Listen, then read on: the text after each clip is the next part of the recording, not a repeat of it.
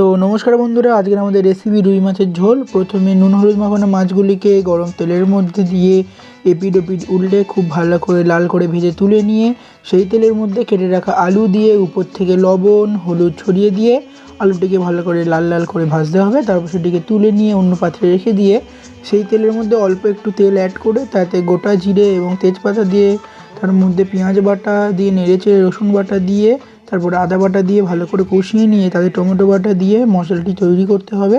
তারপর থেকে লবণ হলুদ গুঁড়ো লঙ্কার গুঁড়ো কাশ্মীরি লঙ্কার গুঁড়ো দিয়ে কিছুক্ষণ নাড়াচাড়া করে সামান্য বাটি ধোয়া জল দিয়ে নেড়েচেড়ে তার মধ্যে জিরে গুঁড়ো এবং ধনে গুঁড়ো দিয়ে নাড়াচাড়া করে দিয়ে দিতে হবে ভেজে রাখা আলুগুলি।